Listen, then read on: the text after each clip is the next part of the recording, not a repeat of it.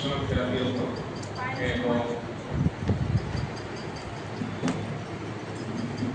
বিগত দিনে কখন ঘটেছে আমার জানা নেই, আপনারাও বোধহয় সেরকম কেউ জানেন না যে কখনো এখানে অকুপেশনাল থেরাপি ক্লাস বা ওয়ার্কশপ।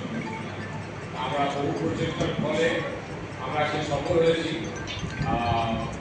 এই অকুপেশনাল থেরাপি ওয়ার্কশপ দিয়ে। পরে আগামী দিনে আরও এগিয়ে যাওয়ার।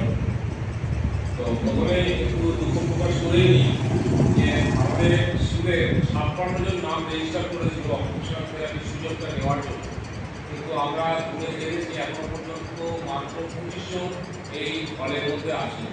এটা খুব দুঃখজনক, এটা খুবই দুঃখজনক। এবং আমি একটু শুনছিলাম যে বাচ্চাকে এখানে হ্যান্ড ওভার করে দিয়ে চলে গেছে, অথচ তার নাম রেজিস্টারে আছে, মানে নাম রেজিস্ট্রি করেছে যে আমি এই সুযোগটা নেব, কিন্তু বাচ্চাকে হ্যান্ড ওভার করে দিয়ে চলে গেছে।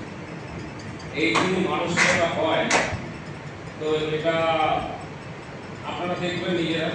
এই অ্যাওয়ারনেস যদি আপনারা তৈরি করতে পারেন ভালো, আমি তো গিয়ে করতে পারবো না, কিন্তু আপনাদের এই প্রচেষ্টাটা করতে হবে যে সুযোগটা নেওয়া, নাহলে সেটা খুব দুর্ভাগ্যজনক হবে।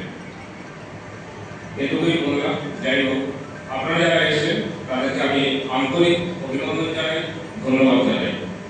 আপনারা এই ক্লাসের পর অনেক কিছু শিখতে পারবেন। আজকে স্যার এসেছেন এখানে, শ্রী সুরেন্দ্র মৌলিক, স্বনামধন্য মানুষ এবং একজন বিশিষ্ট অকুপেশনাল থেরাপিস্ট। আমরা এই সুযোগ পেয়েছি এখানে নিয়ে আসার জন্য, এবং সেই প্রচেষ্টা আমাদের সফল হয়েছে। প্রথমেই আমি স্যারকে পুষ্পস্তবক এবং উত্তরীয় করে সম্মান করে